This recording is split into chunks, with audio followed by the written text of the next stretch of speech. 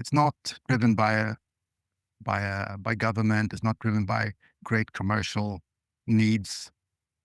We really have to push it all the way ourselves. And it shows that everything is possible if you just want it bad enough.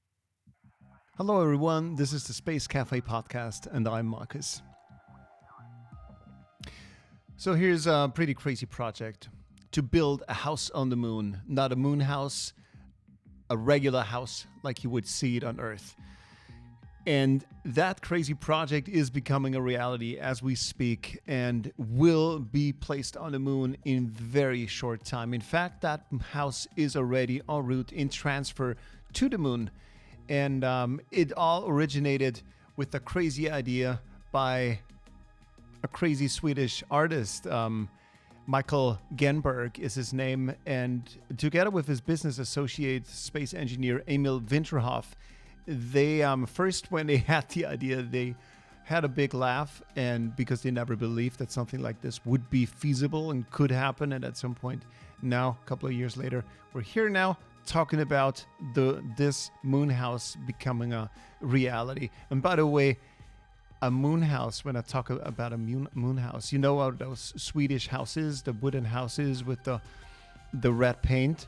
It's exactly what we're talking about. It's unbelievable.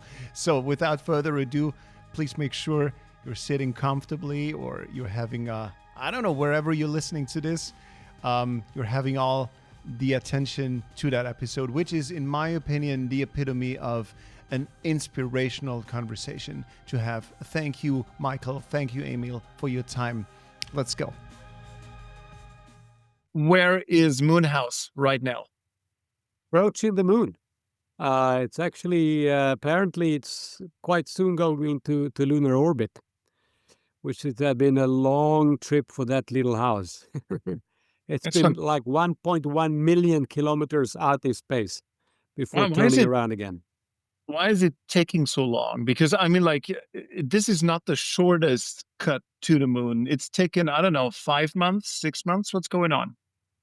4.5, 4.5 months. I think that I've asked all the engineers, and I do have the answer, but I think that the Emil will be better equipped as a space engineer to actually answer that. Simple. Or, we want to save gas. That's what we're doing. We're taking the long way around to find we're saving mass. We're saving propellant by going a long way around, swinging by the moon and then coming back for the optimal approach, I would say. And reaching, as I understood it, 1.1 million kilometers out, there's an area where the gravitation from the sun and the moon and the earth kind of triangulates and makes things stop. So it actually holds, and so the energy in order to go back is extremely small. So you go back and you go down, and I suppose you go slower back, but now it's approaching the moon again. It can be even more elaborate than that. Yeah, it's even more elaborate than that. Yes, when you get out there, we need to do a course correction in order to get into lunar orbit to really target the moon. If we go direct, we'd have to brake, like the Apollo landings. They went in 3.5 days. So they put a lot of energy into going to the moon. And then they put a lot of energy or a lot of fuel into stopping by the moon. You can do it. You can go just so you reach the moon, and then it's a bit more efficient. But this is sort of, you're going way out to the moon, and then you do this course correction. And then you can really target the soft approach to getting there. You can basically fall into orbit around the moon by going a long way around. Great. Can I just before that ask Emil a question about that? Because one thing that's kind of troubling me with this journey that takes 4.5 months, wouldn't it be as easy to, when you release the lander from the rocket, so to speak, when you start the engines to go towards the moon, couldn't you just go very slowly? So you just use a little bit of energy, and you take 4.5 months just to go slowly to the moon, instead of increasing the speed, going out, and then coming back. The moon takes 28 days to go around the Earth. And if we say the optimal, or what is called a Hohmann transfer, the quickest way, the what would seem to be the most obvious way to go to the moon would take half of that. So around 2 weeks, 14 days. So that's the quickest. But still, you cannot just start with a couple of millimeters per second or 1 meter per second and then think it's going to go slower. You need to kick yourself into a high orbit so you don't fall down too soon. The moon is high up there, and you're trying to throw yourself up there, and if you're not throwing hard enough, you'll fall back before you reach the moon.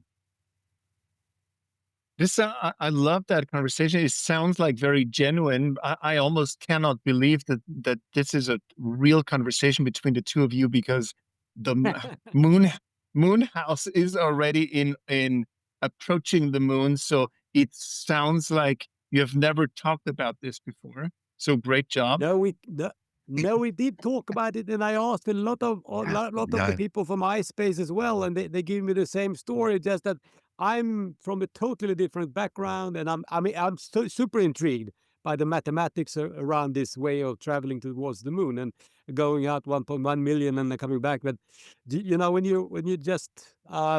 when you're not a mathematician, or you don't really understand it, then I have to ask the same question many times. Could you just go slower towards the moon? But now Emil answered it quite good. I think that you can't really go that slow. But I just have to ask again and again, in order to get. You ask the questions in a different way, and I try to answer them. That's true. and I always try to explain it. I try to explain it to people as well, and I do try to explain it. And when I tried to explain it now, Emil said, well, it's a little more elaborate than that. So, I understand that I need more always.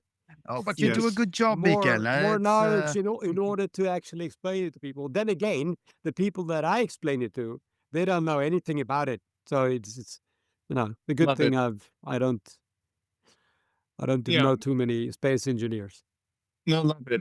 Let's go back. Let's go back to how it all started. Maybe give me a little bit of a primer into when it started and how the two of you got together, and how and why does anyone want to place a house on the moon? How did it start? I have to take that one. I always say that it started out with reading an article in a Swedish newspaper. It said, now Sweden goes to the moon. It actually started before that, because I read an article, somebody said, but you said that 1 year earlier. So I had this dream and this fascination about the Swedish red house with white corners. I mean, you've been to Sweden several times. You've seen it. Some villages just look crazy. I mean, it's in Sweden, that is the monument that we have. The monument of Sweden is the red house and this paint. And I think we are the only country in the world that actually has a facade color that is so monumental as this red color. And I was playing with that. I was doing, I had built a tree house, red with white, and it looked really weird. And then I built an underwater hotel room also, with the red house on top of it. But even before that, I was looking into this symbol as a good mix of survival and beauty, if you want. I mean, architecture is really interesting in that aspect. I think that it combines those two in a really, it makes it kind of an optimal expression for human culture. And so I was playing with that, and I don't know when I got the idea, but I somehow I thought that placing a house like that on the surface of the moon, that would be the ultimate piece of art. I absolutely did not believe that ever would be possible to do. When I read that article, now Sweden goes to the moon, it was about Sweden was allowed to build the construction around the first lunar orbiter called Smart 1, and they did, and it was launched, I think, in 2003. But before that, I just, I had this idea about, maybe I could, all of a sudden it was tangible. Somebody in Sweden was actually working towards the moon, And I had the idea, and I asked my friends about it and said, "You're absolutely nuts. That will never happen." My brother even said, "If you ever succeed with putting a house on the moon, I promise you, I will walk backwards every time I see you." I will Very take that good. up with him quite soon. He will having to start walking backward. And so I had the idea, and I did confront my friends. They said, "You're crazy," but they were also intrigued by that craziness, and that's something that followed this project. I think that it is something that should be impossible for me, living in a small industrial Swedish town. To actually be able to touch the moon. And I've been watching the moon now for 25 years, thinking it can't be impossible. It can't be impossible. And then sometimes I think it is impossible, and then it can't be impossible. And then we started working on it after a couple of years, and it really took some speed when we got some money in. We started working with the Swedish Space Corporation. Emil was working there. Emil was handed what would you call it, the producer or the Oh, a project manager. The project. I was handed the project. yes, you handed the Yeah. project with towards the and we had a really nice. It was actually a great curve. We were at that time there were no other um, commercial rides to the moon or anything like that. So our plan was to construct a Swedish unmanned moonlander. And of course, the budget was crazily so big that I just said, okay, because there's just a lot of money. And so, but when it was a tremendous journey, actually. NASA also got in touch and said, "We heard that that you have a project in Sweden. Would you like to come and tell us about it?" And we said, "Yeah, let's do that." Wow. So Emil and I and a couple of other guys went to NASA Ames Research Center, and they eventually said, "I think we think you should go with us." And that reduced the cost, of course, immensely. We got home, and we were almost heroes in the space community, because at that time NASA didn't actually work with private companies, at least not in Europe.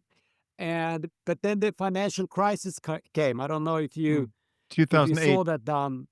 Yeah, and that was all of a sudden it was just crazy, and we couldn't even speak to companies because we were at that. Since it was quite a lot of money, we were talking to companies about sponsoring ships and being a part of something Swedish. We tried to pull all the threads and all the stories in order to get the money in.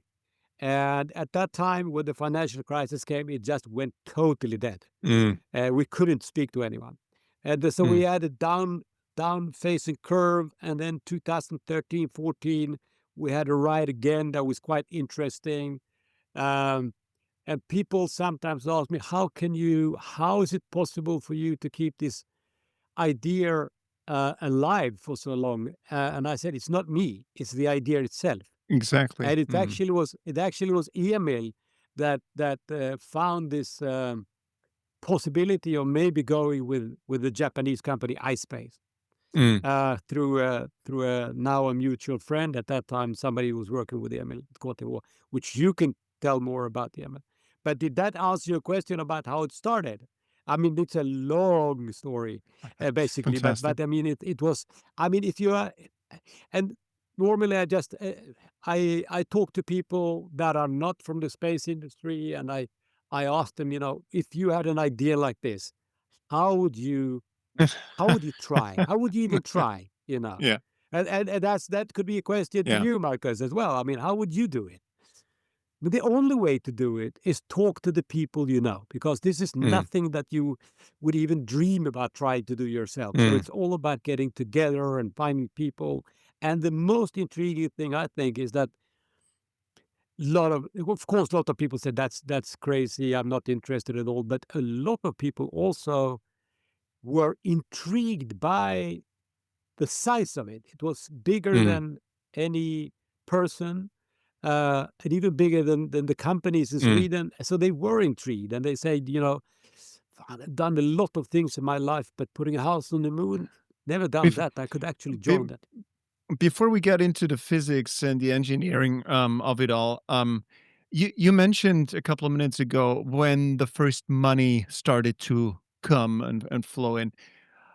How do you pitch such a project to anyone out there and then expect to receive money for it? That's a good question. We had a really, really good guy it was a CEO of a big company in Sweden, and I remember the first meeting we had with him. He sat on behind his desk, and we told him about it. And he was selling. He was having a big copper industrial company, and he said, "You know what, guys? I'm sitting on this side of the table, and I'm working with selling copper, and you're sitting on that side of the table. You're selling a house on the moon. I just feel that I'm sitting on the wrong side of the table, you know." And then, and after and Like then it. so he started work. Yeah, so he started working with us. He died in Corona, I'm afraid, which is Yeah. a big sadness. But he worked, and he was really good he had a lot of friends also in the industry. But at one of the companies, I had to invite every single person in the board to lunch in my studio, and it was a big board. It's like 20 people, but they all came and they're like, "Really? Okay." But then eventually, I suppose they got enough lunch money, so they said, "Okay, let's Fantastic. put 1 million in." Fantastic. Emil, how did you get like involved in all of this? I was the only person crazy enough at the Swedish Space Corporation to take this. So they're sort of, this is a project for Emil. And I figured, yes, that's just Is up this my a good alley. sign? Is this a good sign or a bad sign if someone says this is a project? Let's hand it over to Emil. I'd like to take difficult and challenging projects. So it's not the first time. And sometimes they go well and sometimes they don't. And if they go well, it's really rewarding. And this one was beyond that because I felt it was, I've done science projects and infrastructure projects, and they're all good. They all benefit humanity. But this project would connect to people. I've seen so many golden projects, white and gold hero projects, but this one was really for everybody, and that really triggered me to get in touch And to get on top of Emil, this. apart from Michael and myself, you're the one in the room who understands the physics of space and the engineering of it all. So, what was your job description back in the day when you first heard of the project? Oh, I was a bit sort of fuzzy around the edges. I the best definition of the project was actually a small painting that Mikael had done. It was the scene on the moon in the form of a postcard when way back when there were postcards, and it had a scene on the moon, the house, a little Swedish flag, and then the Earth in the background. Generate that was the mission. Fix it. Let's fix it. But I love the fact that Emil, at least at several occasions, said that of all space projects he's ever worked with, this was the most important one. That I love.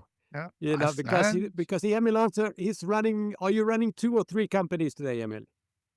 Of your own? 3 is a good number, yes. 3 is a good number, yeah. So I think it's a good sign that he continues to say that this is the most important space project so far in his life. And now it's the most high profile as well, I can tell you that. Yeah. Wow. No, so it's, yes, but I still, sorry, go on. No, go ahead. No, I think it's still most important, the project that has the potential of changing to having the greatest impact. And I just love the idea that it's in its small size, its humbleness. It's so very different from other projects. It doesn't have any moving parts. It doesn't have all the trimmings of a normal space project. It's not very technically complicated, but still, because it's so different, just having this shape in space, these colors in space, the budget constraints are really tough, and it's all driven by a very small team of private persons, so to say. It's not driven by government. It's not driven by great commercial needs. We really have to push it all the way ourselves, and it shows that everything is possible if you just want it bad enough. Fantastic. Let's go into the details of the house. So what is the house made of? How big, how small is it? Does it have furniture, windows, a roof, I guess? But let's go into details about the actual building. Oh, Can I just say that from the beginning, my idea was that it has to be big enough for a human to be standing inside of it. So the idea was to have a house that was like 4 by 3 meters, and then sometimes we talked about 3 by 2 meters, and I thought that's too small. That was maybe my biggest mistake to think that it actually had to harbor a human being.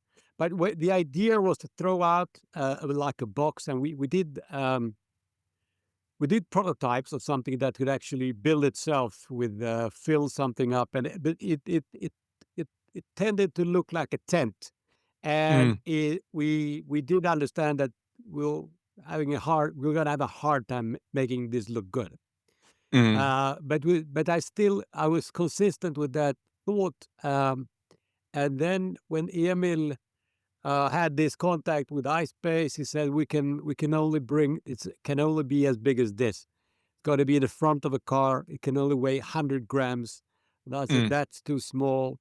And then Emil said, but Mikael, you've always only talked about this image, and there's no reference. There's no point of reference on the moon.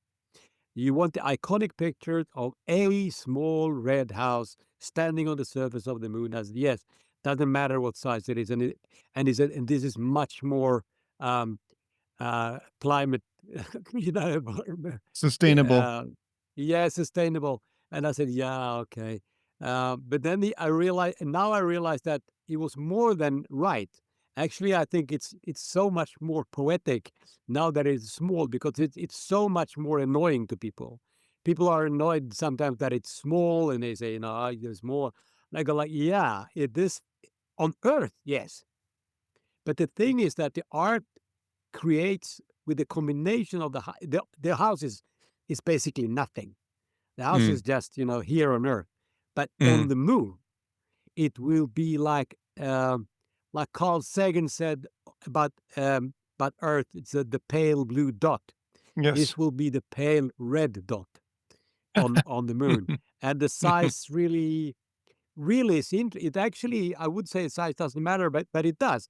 And I think actually it's also becomes more childish in a way. And one of my target groups is the 8-year-olds, also the 8-year-olds within us, and it becomes fragile also from a mental point of view, that it isn't big and well, we succeeded, it's just a symbol. You can happy to fill in there, Emil. You know more. When when I got the picture in my hand, the requirement image, and the first thing I did was I called Mikael, and we set up a meeting in Västerås. Me and Håkan, his friend, we had pizzas, and we discussed if there were more requirements. And there were 2 requirements more came out of that meeting. One was that it should be big enough for someone to be inside. So that was the one thing. And the second one was you can't land it upside down. So those 2, I got to change the first one of those.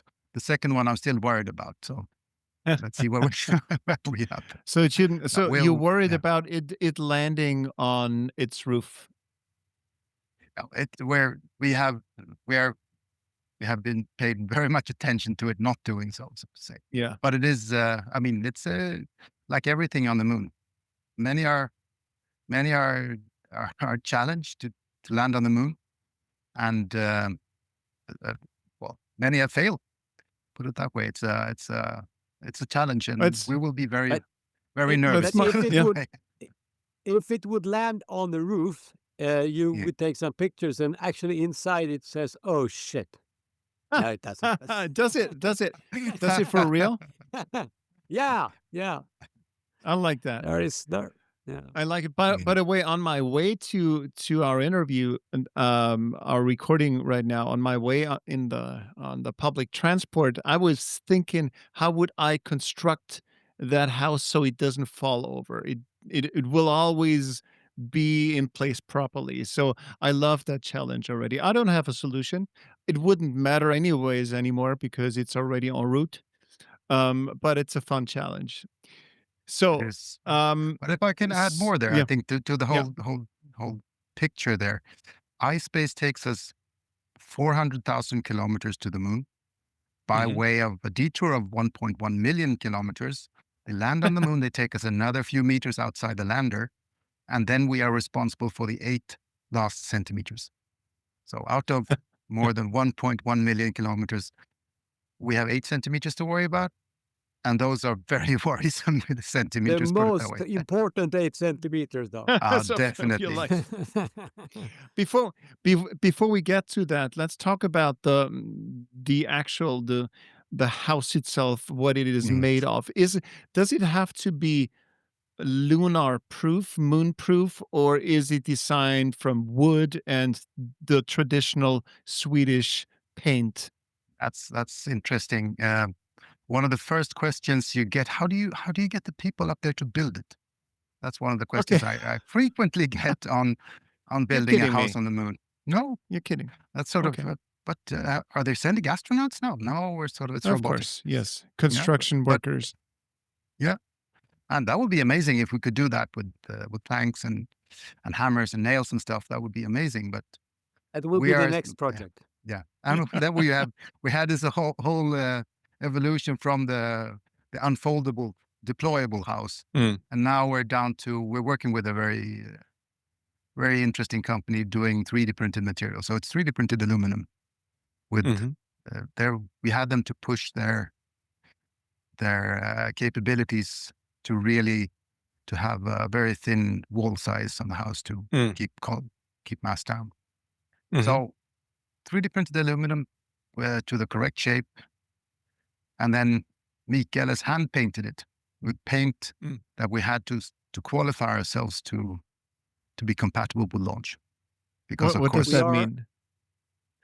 uh, in typically in launching things into space, you don't want to disturb other equipment on board, right? Mm, So if a paint is typically pigments in some sort of a solution or an epoxy, mhm, and you don't want this this epoxy or this glue to start evaporating and deposit on mm, other pieces of mhm, equipment, causing either distortions in the optics mhm, or other disturbances anywhere, and it shouldn't flake. mhm. So we have tested it for that. We found a paint that could withstand the stress of being launched, that would not outgas in according to standard, or they would keep within standards of outgassing. So now we are proudly the only ones, I believe, or one of very few, that have a space qualified paint that is not white or black. Well, there you got your business model. There we It's a go. small niche. It's a small niche, but it could be good. The Is it thing was, by the way, is it yeah, true that the traditional the reddish color paint in Sweden has or is connected to the copper industry, like the because some of the products or the waste products from copper mining is that color. Is that true? correct. It's from one mine only, and they took up. This is like like a rest product. Mm, Do they have piles of it, and it still are the same piles, and they're not using that copper mine anymore. So it's mhm. quite old um, rest product that they're using, and when that's finished, there will be no more red Color. painted house. They will all be Wow. after that. They will all be white. This No, I is don't very know, poetic. but yeah, yeah, no, Mm. no. It's called the Falu Red. It's from Falun. It's a town in Sweden. Ah, yes, absolutely. Great. That's a great But you story. know what Sorry to, yeah. No, go ahead. no, that's lovely. The painting itself was it was a bit of an issue because we did have maybe the possibility of some companies that could create paint for us. It would be super expensive, but they wanted them to, and I said, no, I really would like to paint it myself, with brushes and so on. And we found this paint, and they said, yeah, you have to have a clean room. And I said, what is that? And then, one of these rooms that are plastics. And I said, okay. So I bought this plastics that you use when you paint at home. So I just plastered in a whole room. And I bought this kind of clothes that covers you up and a gas mask. And I asked iSpace, is this okay? And they said, yeah, that looks good. Looks good. It's my kitchen in a house that is actually also red, built 1758. So it's a lot of things that is quite kind of poetic I anyway. picture, Because have you ever seen Breaking Bad, like the series? Like, sure. it's like the meth lab in your own room, right? Exactly like the meth lab that's a very good I don't connection. I don't know anyone with a meth lab at home, but Mikael is one of only two people I know who's got a clean room at home. Yeah. All right, so it's hand painted. So you mixed the color or found the color somewhere, and then you hand painted it. Yeah, it's a ceramic paint, and it had to then be inside an oven, very strictly going up to a certain high Okay. level of temperature, and then very slightly go down. So I found an oven that could do that, and they let me borrow it. What's So on the it's been, inside and of then the building? What's on the inside of the the inside building, of is the not house? the inside. The inside is the only thing inside is that we did write down, I think, two Oh, Bitcoin numbers, and then we threw the numbers away. So if you ever go up there, you'll be really rich, or maybe we didn't. I love it. But it's yeah. I love it. Could be. Did you leave any secret message, like a personal message? I was thinking on my way to the interview, I was like, how would I hide messages inside such an art project? Maybe like inside the color, there's a pattern, or underneath the color or whatnot. So now is time for truth. What kind of message did you Of leave inside? of course we did, but if we would tell you, it wouldn't be a secret anymore. Somebody will have to go there. We had a guy, Erik Imamura. He was employed by us for a year, an engineer. He was creating the structures and so on. And he told his children, who are now like 6-7 years, he said, when you guys turn 50, if I'm alive, I will take you guys to the house on the moon. Mm, I, fantastic. Yes. I think maybe he will, or maybe he won't. I He's know start for a saving money fact, now. yeah, about the secret. I know for a fact you scratched something down on the inside, and I couldn't read it, so maybe that's the secret, right? Wow. There's a What a lot of story. secrets in that house. What a Yeah, story. definitely. Great. So you together with Emil, you got all the ingredients and the coloring and the messaging and the Bitcoin codes and whatnot, everything together. Where did the money come from for this project? That's an excellent question. I'm so happy to be able to answer it because when we started, it was such a big budget, and when I told you we wanted companies to come in, it was always a bit distracting how to actually allow something, because we wanted it still to be art. And now, this time we said, let's make a a listed company, and let's see if we can find shareholders. And so we basically went out to what you normally call family, friends, and fools, Mm, and asked them if they wanted to invest in a house on the moon. And at least to my big surprise, it actually went quite fast, and people were it's private money, and it's it's put in without any request of any, logotypes or symbols or anything like that. No state money, no nothing that people who pay tax would have to be irritated over or anything like that. It's just 70 people who are actually going to own this house on the moon. Wow. Fantastic story. And then you already mentioned you were approached by NASA. How did that work? I mean, like, did the phone just ring, or did you get an email in your inbox? How did that work? It was actually I think I think it was Fredrik Bruun who had the communication first, and he said that he had been speaking to people from NASA, and then they reached out to us. It wasn't just like a fluke message, but they were intrigued and they asked us to come. Now it didn't lead to anything because of the financial crisis, and also NASA got in big troubles with the financial crisis at that time. But it was also a very good signal for us that we're onto something that is actually carries something of interest, even for NASA. Yes.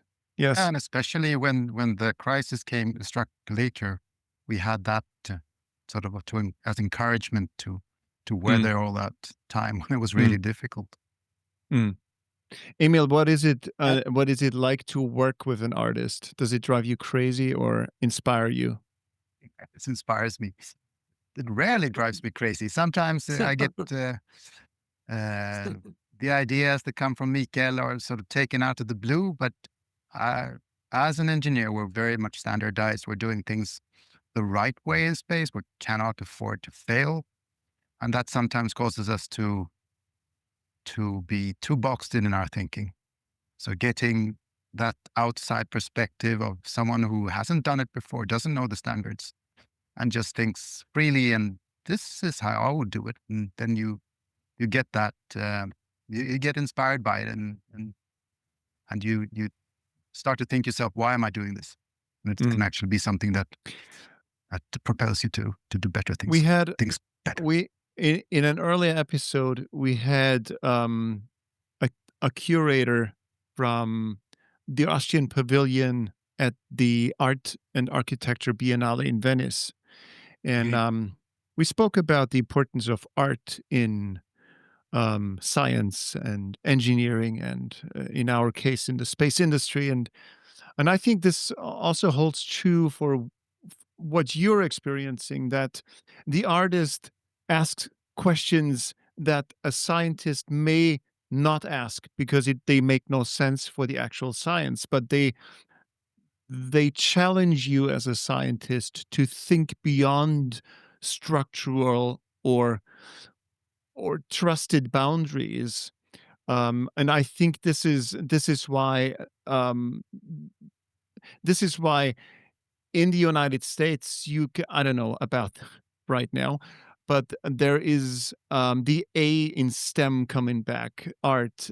So STEM turning into STEAM. And I think this is a beautiful symbolism of what has been separated for too long. So to bring back the artist into those traditional scientific fields. So perhaps it was a little lengthy now, but I can see from how I perceive you interacting with one another that this is a very inspiring and fruitful collaboration. I like that. It wasn't. I love it. Yeah, I think so too. And to me, I like the idea of, you say bringing art back to science. I think it's bringing science and engineering back to people, to get them to connect with something. So it's two sides of the same thing, but very much in what I think about this project. Yes. We had one guy that after that became a shareholder in the company. He asked another guy who was asking him, do you want to be a shareholder in the company? And he said, but is it really relevant to put a house on the moon? And then our mutual friend Hans, Anders, he said, we won't know that before we put it there. Yes. So then he came in. But I can honestly say that I think it's already proven to be relevant in that sense that when we launched the house, January 15, 1/11 at Kennedy Space Center, we had a tremendous media attention, which is great. But the most interesting thing was that people were inspired enough to create songs, send us songs, and a lot of children, in schools make drawings.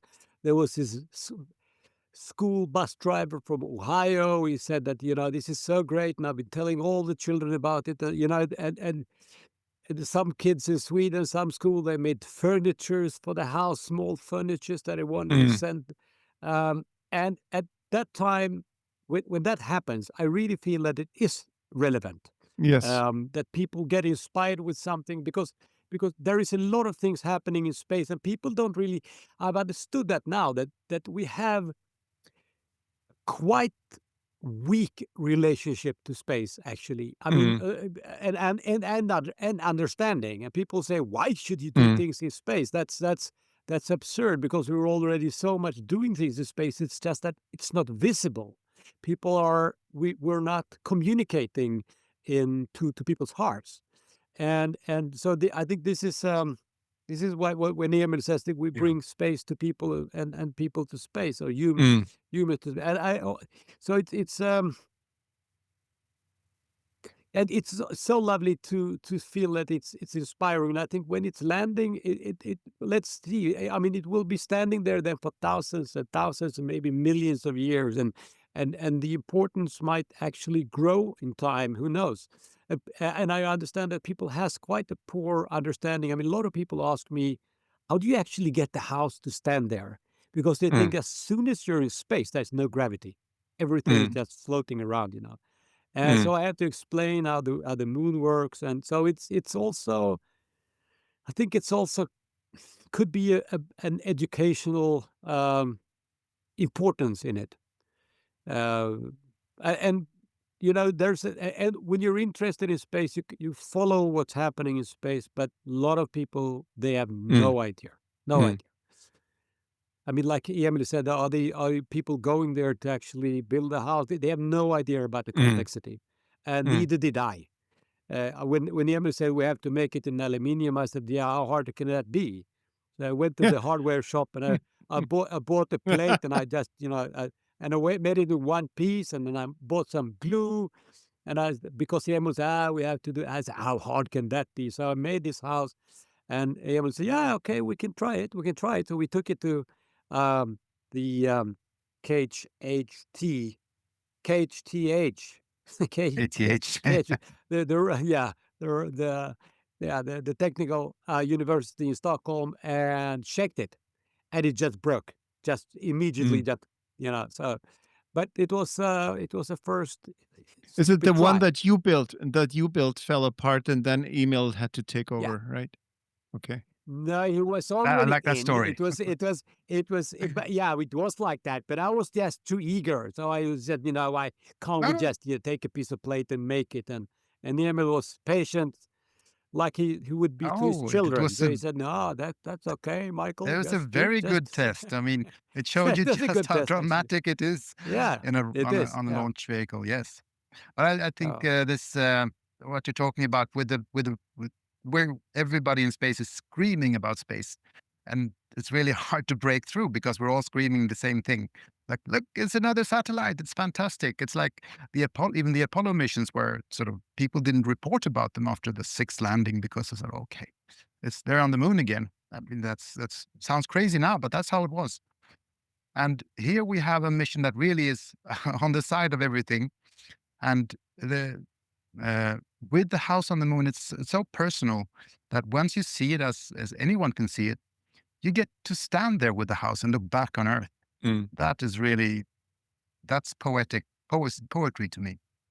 There's I think there was I think what's different about this project as opposed to, I mean, like there is human stuff on the moon and has been for decades now. But what's different now is that we can relate to a house a lot more than to a lander or to a poop bag or to whatever um, is left on the moon. So I think this is a different kind of poetry that we're seeing here because we all live in houses and we have no connection to landers. So this is why this is a completely different bag. A house, at least in Sweden, a house is all about life and death, isn't it? I mean, You're born in it. it's a part of existence Yes. in a real sense, and a lunar lander isn't. Yes. So that's really that's what it's about, to actually see the moon, but also, of course, see the Earth. Like it's like the house is quite Yes. like Earth in a sense. You know what's It's you know I, what's I you know what's you know what's truly crazy because you mentioned our understanding or non-understanding of many things. It's truly crazy to picture the 21st century that we live in and how little we know about so many things. So, for example, um, we all have seen the moon in the sky and we know what it looks like, but we have absolutely no understanding how far away the moon is. It's crazy far. I'm not telling you anything new, but people just feel like you got this huge balloon out there. It's just in your neighborhood. It's just not in your neighborhood. It's just huge and very, very, very, very far away. And I think this is also something that most of the people, including myself, for the first time I saw the actual distance, understand. And there's so many things we don't understand. Yes, yes, totally agree with you, and it changed my life.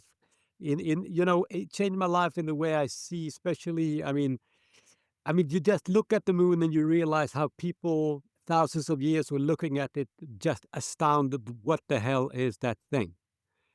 And I think that people are. The problem is now that I think people were more interested in the moon at that time of mankind than we are today. We're just Mm, so interested in our cell phones, yes. and so We're looking uninterested in downward. what's actually. Yes, yes, We're looking. don't look up. exactly. Don't look up. Don't look. I don't know. This when we're talking about this over the years I've been with doing this with Mikael for 15 years now. And I've met so many people and I've told so many people about this. And every time, sort of, first they're sort of, okay, that sounds crazy. And then most people, they turn around and say, isn't it like this? Or that's really amazing technology. Or it's imagine that. Do you want to do you want to have a flag there? Or wouldn't you want to furnish it? What curtains would you want to have? And Mm. everybody sort of gets their own idea of what they want to do with the house. It's really it's amazing to hear everyone's idea what the house is. To me, that's that's why that's the art part of this. Sort of it stimulates the thing a lot. I'm picturing myself right now. If you were to ask me, how would you decorate the inside? What kind of furniture would you want to see inside?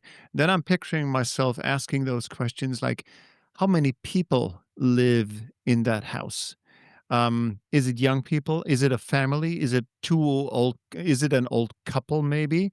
How do I see them right now? I see them sleeping next to one another in the sleeping room, in the bed, for whatever reason. I'm picturing this right now. But then this produces quite a bit of inspiration already how to furniture and breathe life into this place on the inside. Maybe this is one of the reasons you left it empty for people to fill it with ideas. Yeah, we can all be there at the same time. Mm. Big It house. could fill up all.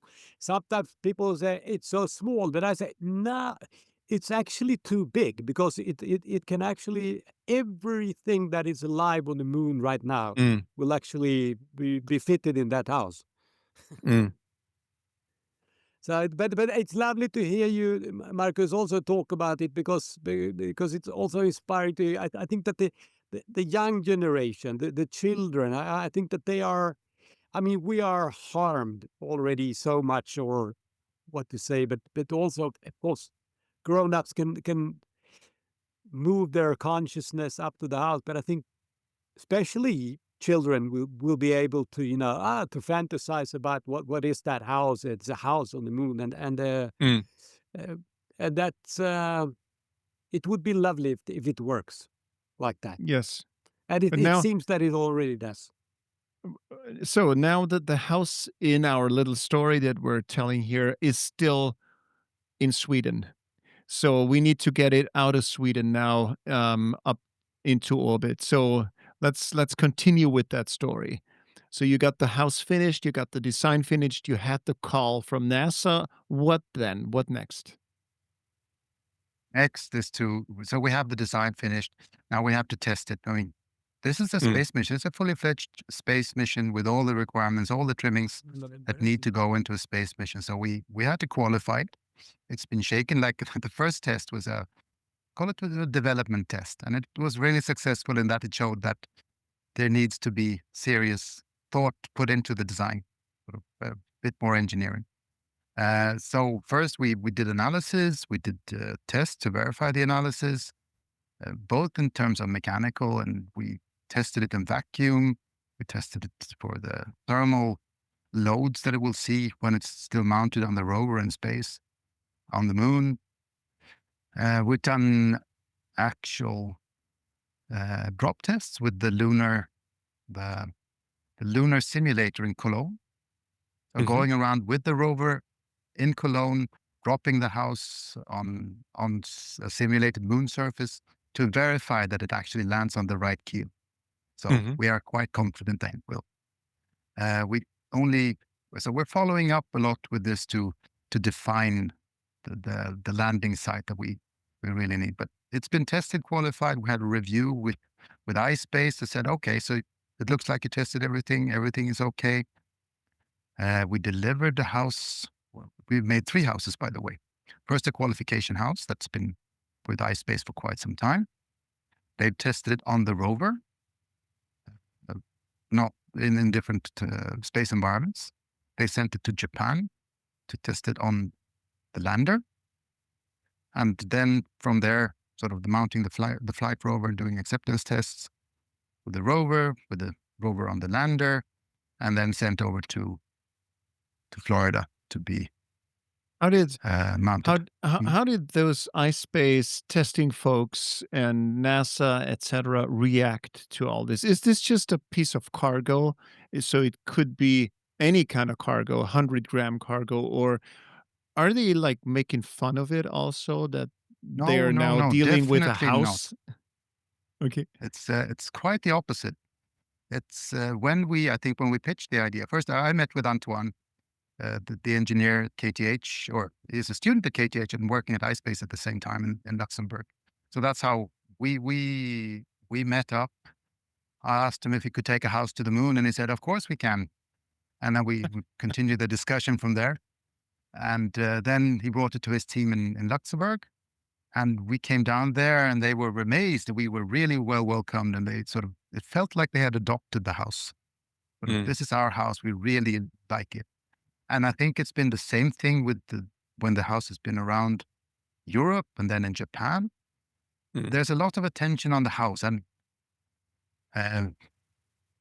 maybe more than they would really care to admit. But in different ways, we hear these story snippets that trickle out to us. So that you had the Archduke of Luxembourg visiting iSpace, seeing the rover, and he was like, "That house is really cool." And he's invited us to come and he wants to be more connected to the house, put it that way, as I understand. This is interesting. Very interesting. Yes. Yeah, I think that they have iSpace has been absolutely marvelous. They have put in a lot of extra energy into this project, in the sense that I don't think that they would have done with other project, but not with every other project. I think they were really supportive, and it's been so many weird meetings, weird for me. I remember one when we talked about having one of the washers becoming 0.1 millimeters thinner. And I was just thinking, I should just turn it a little bit harder then. And then it was 0.1 millimeters or not. It was so many interesting, and they have been I think they have been really supportive in every aspect. Yes. And we went Michael, what is it Yes. like for you as an artist to work with space engineers and space scientists? I mean, like, as you just mentioned, they're talking about nanometers and stuff. And you, as an artist, maybe there's more room for maneuver now and then. So how does that work together? How does it feel like to work with those guys? This is actually my dream scenario. Normally, when I worked as more like in the more traditional art scene, I felt that it was secluded and lonely, and it wasn't. So when I started I built a tree house and stuff like that, and I needed to have people around me because I didn't have any knowledge about building or climbing or anything like that. And this project is the dream project also, just having the need to get people in with a lot of different kind of competences, not only space engineering, but marketing people or just people who are thinking in new ways. And we have this broad community. It's been such a treat to work with people like Emil, but also we had some sports people involved, and it's just quite a weird bunch of individuals, Mhm. but really competent and really interesting people, all of them, and being having the opportunity of working with iSpace, and even if I don't understand what they're saying on the meetings, it's really a treat to be just listening to the complication, how Yes. complex it is to do anything in space. And my first move is to say, yeah, let's make a small house and send it. And it turned out to be really Wow. so much more difficult than I Wow. understood. And that's the value, I think. The value is that it's taken so long time and it's been so difficult. And now Yeah. it's going to, the most difficult part is probably coming up now on the 6th of June when we're landing. So you've been building this house for 25 years now. That's correct.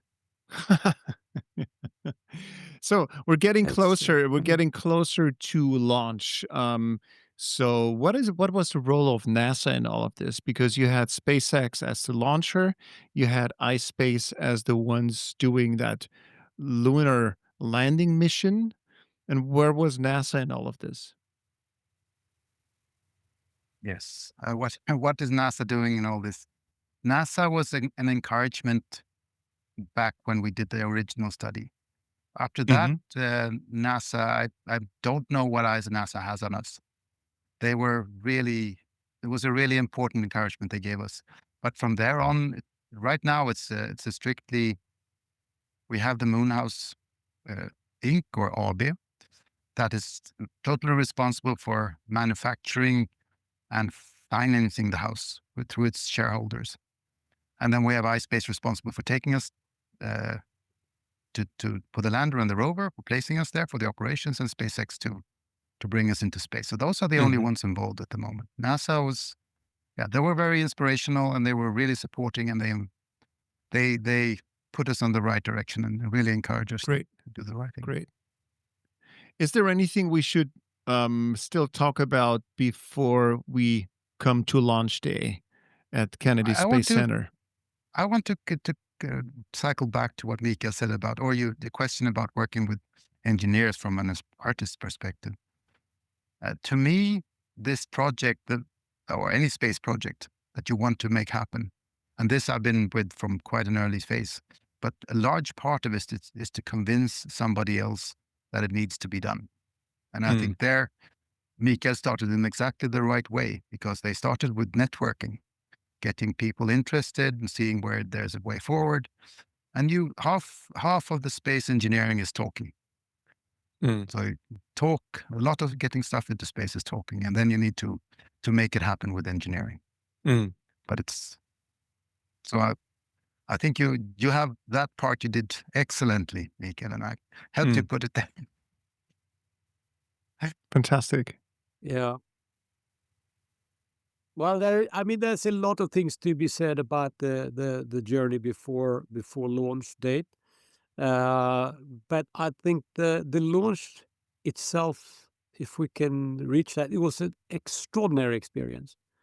We were 8 people from Sweden. I think we actually were even more. You know that iSpace is a Japanese company, but they have a subsidiary in Europe, in Luxembourg, and one in the United States.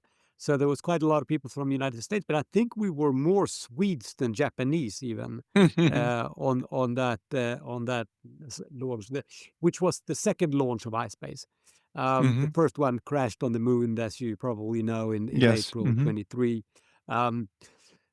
So that launch date was and they were only allowed to take one of us to the so-called VIP launch thing. So the other 7 people they were standing on the bridge watching I actually wanted to be more with them then, but somebody had to go to the VIP, and I said, we can do a vote. They said, no, Michael, you should go. And it was extraordinary. On the bus drive up to the launch pad, I was totally, it was exciting, and the moon came up. That's huge, just from the Japanese guys like all, and there was this guy. He fell asleep in the bus, and I was like, "Are you nuts?" I asked him before, "Did you ever see a launch?" He said, "No," and he was falling asleep. And I said, "How can you be so relaxed?" And then we had the launch was 1:11 American time, and I had to do 3 radio shows, and had the 2 big Swedish television companies at the same time, monitoring me through cameras. So I had 2 cameras, and it was. I don't. Did you? I'm sure you've seen a launch, Marcus. Yes, I was lucky to have seen a launch at the exact same spot, I think, in October last year. It was amazing, though, and Yes. then you can imagine how it feels to have a house that you have been sitting in your own house, Yeah.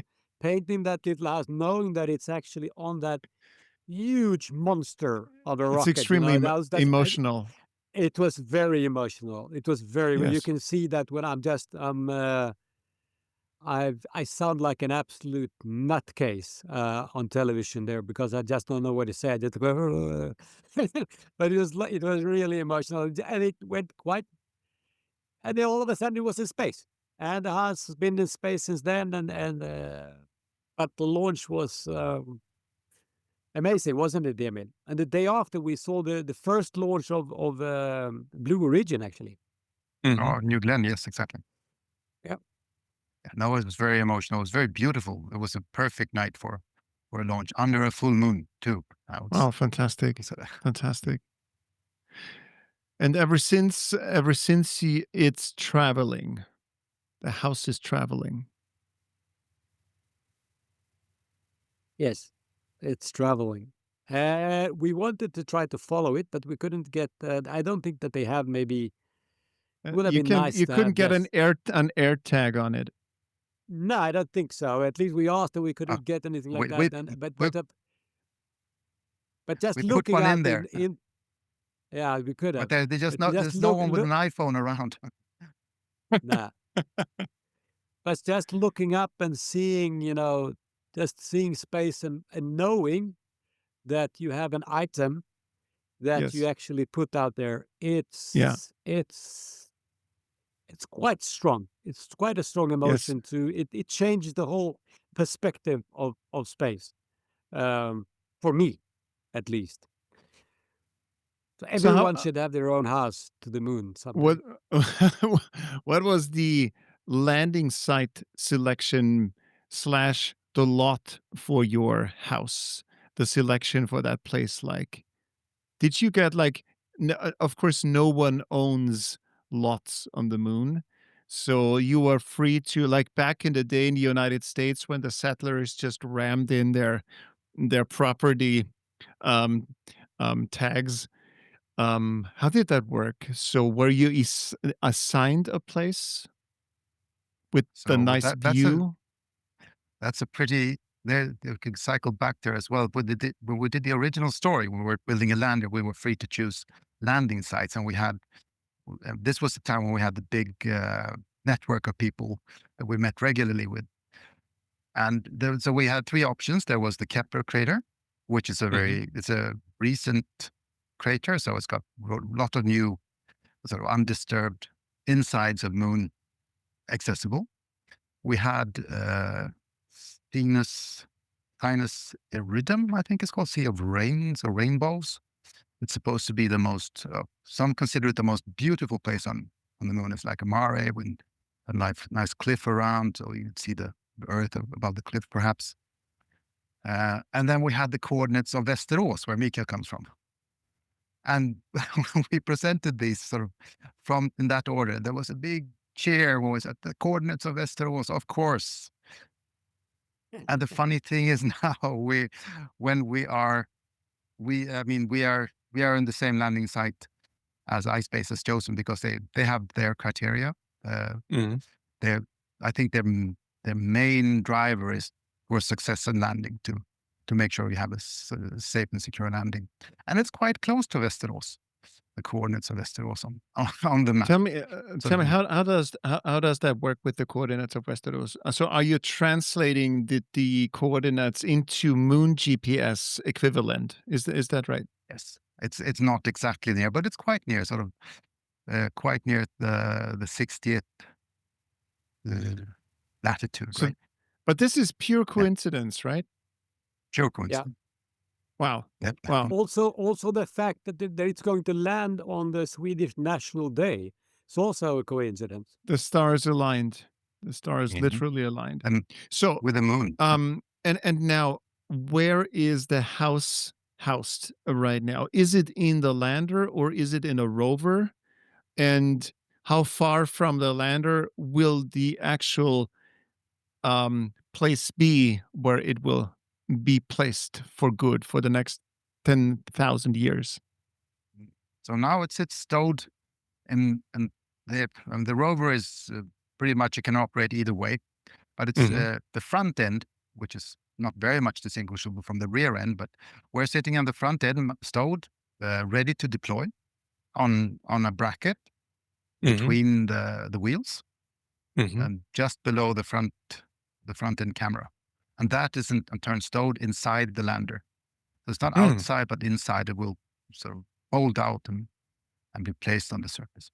So, and iSpace said, we're going to make a couple of trips and you decide on which trip we're deploying the house. No, that would have been lovely. We wanted to go as soon as possible. They had a rover already on their first mission, but since this was... No, I meant trips, trip with the rover. So because the rover is going to be traveling on the moon, like to various places. So they may have offered you one of those trips. Okay, no, so there's going to be one trip.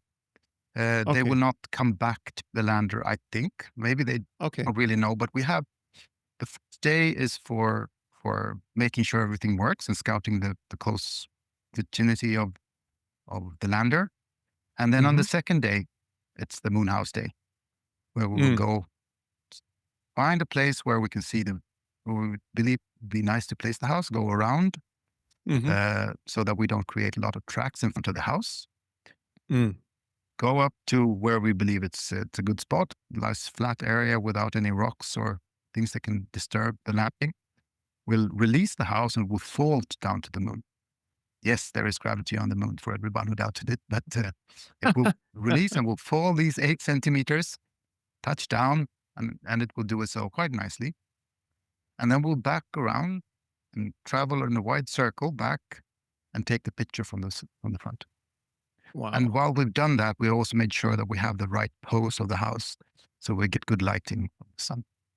So I'm picturing all this deployment phase. It's like having a coffee mug on the edge of a table, and then this coffee mug gets pushed over the edge, and is designed to land exactly as it stood on the table? Is this the challenge? It's slightly different. It's got a bracket sort of on front end of the house of the rover like this. There is a bracket sitting like so or like so, and we have the house sitting beneath it, and it's connected with this bracket by a bolt. And we cut the bolt, and the whole house falls down like this. So Okay. So how can you make sure? So what is now the challenge is it lands on in the proper way, not on the roof. So how did you solve that challenge? So there's, one of these release mechanisms is you're pulling apart a titanium bolt. So there's quite a lot of energy going into this. And the fear has been that this would propel the house to bounce off the surface. What it does to prevent this, we have a guiding pin that sits in through a hole in the house on the rover. And when we release it, we induce a vibration of the house onto this pin. So, and that captures all this energy, and it will slowly sort of vibrate down the pin and then drop slowly and nicely to the ground. So it's quite a controlled effect, or quite a controlled procedure. Series of events. Fantastic. So that's how it. And then the other thing, when we scout the area, we want to make sure that it's a nice flat surface, and where we can safely think that there are no buried pieces of rock or a hard piece of regolith that will make it uneven. You should is this, by the way, then the end of the art project? So the photo is, or when does it end? Or is it an art project for forever? That's a good question. What do you think? I don't. It could be the start. It could be the end. It so much depends on responses, and does it live in people's minds or doesn't it? Does it die or does it live? It's not. It's absolutely out of our control. I don't think we are planning to do anything additional. I have a few ideas that maybe could what is it, kind of artistically discuss with the house on the moon. But let's see what happens. First we land, and then we see the response, and then we'll see. But it's like, it's like a painting. The painting is made.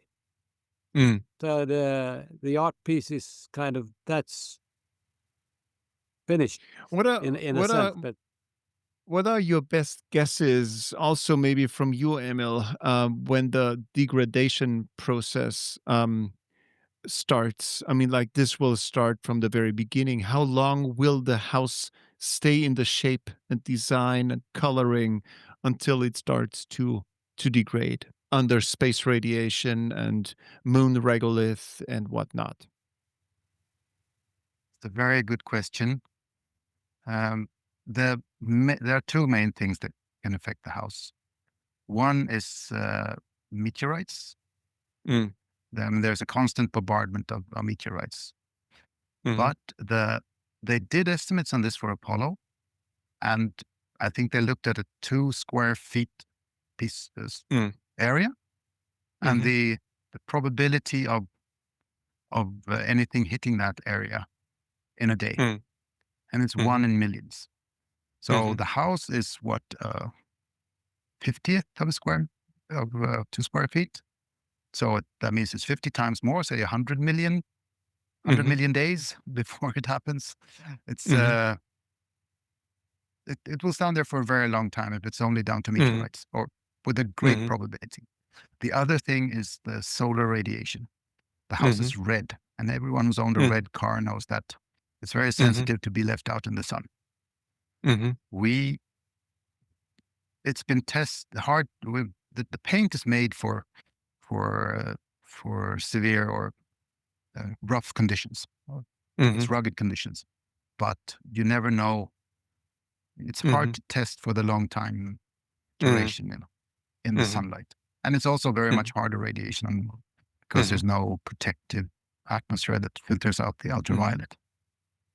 So You know what drives me absolutely crazy is the sheer thought that we have that, and I think I already mentioned that a couple of episodes ago, that we have the Voyager spacecraft traveling into the void, and as space is vast and mostly empty, it will live way beyond Earth, planet Earth.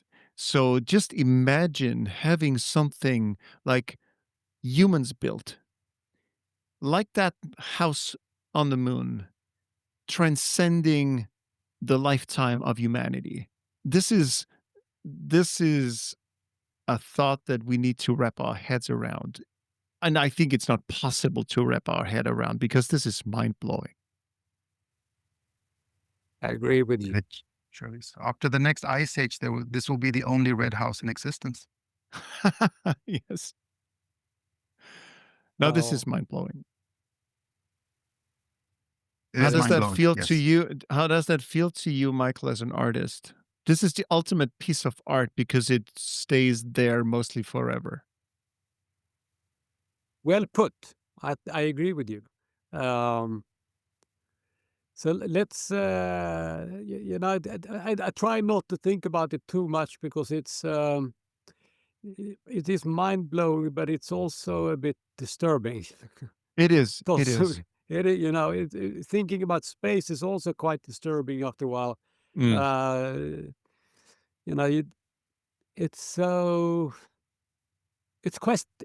It's quite terrifying, isn't it? It is. Space. It is. I mean, we're so insignificant. Exactly. And we are not thinking about our insignificance at all. We think we're so important. But we think we're the center of the universe. We think we do. Yeah, exactly. And maybe this is true in a vast space like space.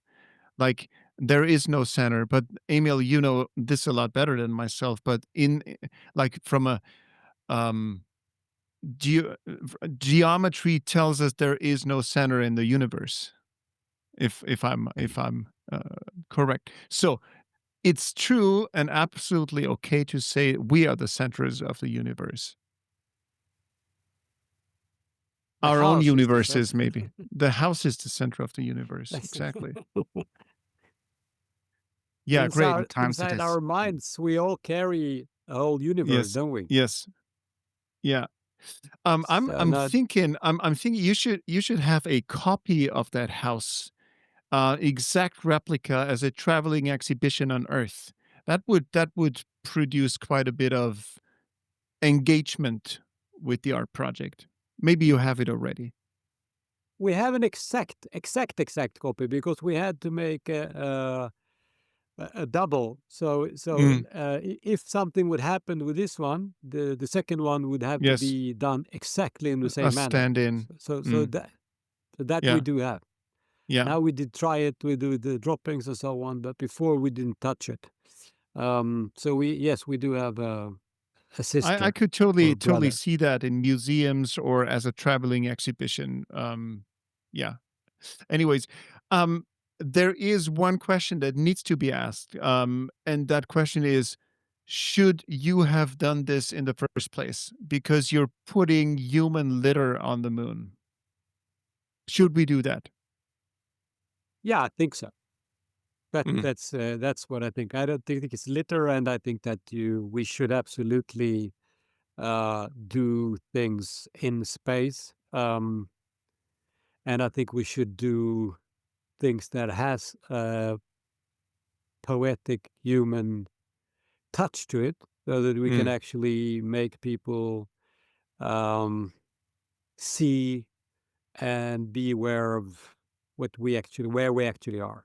And that is basically what art is all about as well. All culture is all about retelling the story about what is it to be human, what is reality all about, where are we? That's what culture is all about. If you write a book or if you make a movie or you make art is without speech or text. So it's and if space exploration would be with it, which it isn't, of course, but if we would take away the whole cultural thing from space endeavors, I think we would lose something. So I hope that this could be a starting point also for other similar ideas in order to make it more, let's say, poetic, but tangible, maybe for the human mind. And I do know that people said, "Oh, you're gonna change the whole idea about the moon." And if I do so, then I'm sorry. They still think it's a big, beautiful thing. But sometimes people say, "Oh, I'm not going to be able to watch the moon anymore because I'll only see a red house." Well, then one could say that as art, it actually really works. It works. Beautiful. Fantastic. There is a question I keep asking my guests, and that is, would you personally be ready to go into space? Maybe visit the moon, visit the landing site, visit your house. Would you do that? Would you, Emil? Yes, I would. If it was safe enough. Yeah, If I would go. Yes. enough, that's That's not a good but that's not real. That's You cheating. can't say if it would be safe enough. That's cheating. I Okay. thought No, a lot I would about that. go. Yeah, I would go too. I would go too.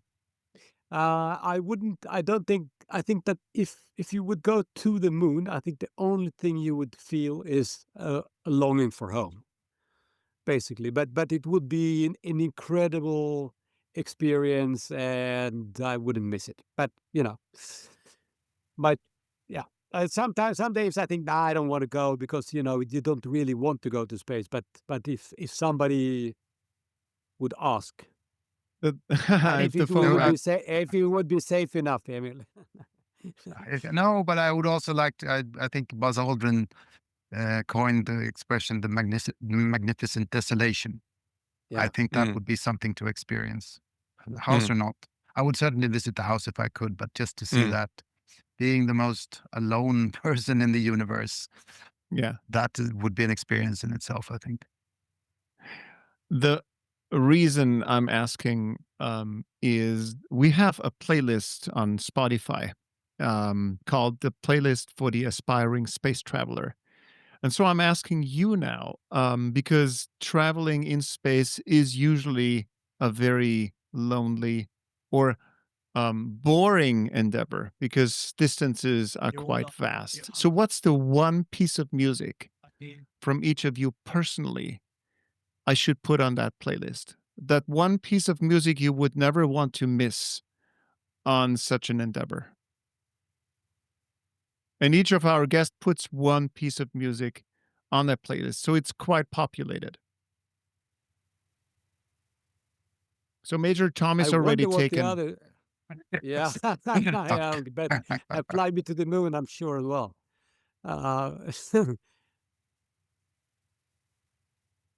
We have classical music. We have Iron Maiden on it. We have Major Tom, David Bowie, of course. We have Taylor Swift, Madonna, whatever. I'd probably bring a Sex Pistols song then. Okay. Anarchy in the UK. That's good. Anarchy in space. I don't know, just to break up all the other tunes. Anarchy in the UK is it? And I'll choose the other end and choose Claire de Lune. Claire de Lune. Claire de Lune, good. That is a very nice fit, Claire de Lune and Anarchy in the UK. So if you're on the same ship, maybe you should wear headphones. At least we get the whole span right. That'd be great. Yeah. Imagine if we chose Anarchy in the UK, both of us. Yeah. That would be boring. I have one last question to the two of you.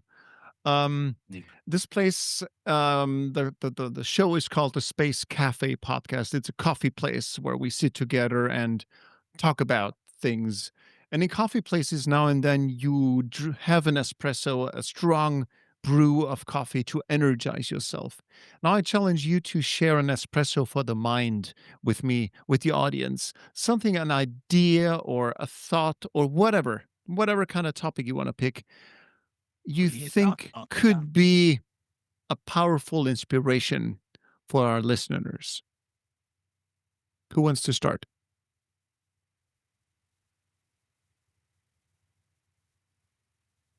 That's a tough one. I mean, it's so easy to be kind of, smart about it. I think it's a good question.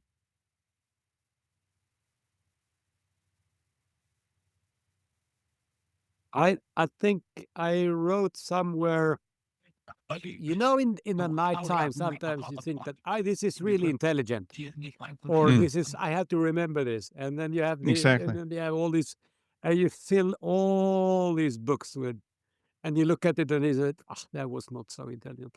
But, but I wrote once, there is, and I wrote it in Swedish, so I have to translate it at the same time, but there is really nothing to gain except experiences, and there is really nothing to lose except time. Fantastic. That's Beautiful. the only value we have. It's time. Time and experiences. Beautiful. Emil, time is ticking. The clock is ticking for you. We only have that much time, but it's all been said. You want to borrow my book, Emil? You want to borrow my book? Yeah, that would be nice. That's a really difficult one. No, you only regret what you didn't do. It's much better to regret things that you've done that you did than things you didn't do. I understood that nobody regrets that they didn't work more. Yes, beautiful. Love it. Beautiful. Then I couldn't work more, so there's hard to regret. Yeah.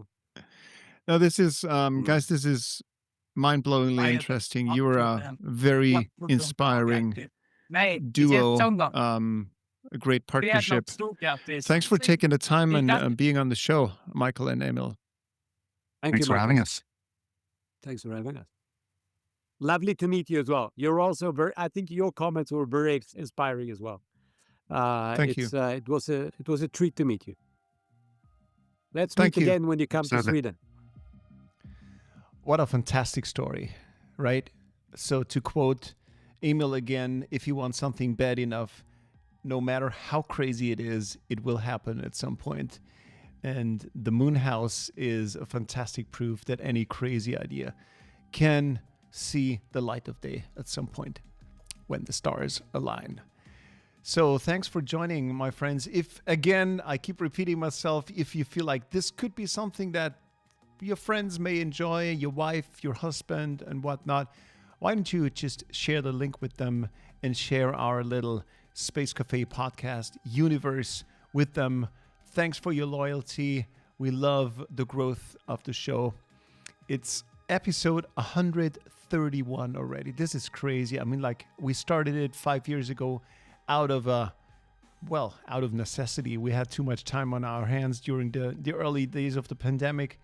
And now, without dropping a single episode, we are already in episode 131. Thank you, everyone out there. Really, you personally, that you're listening right now.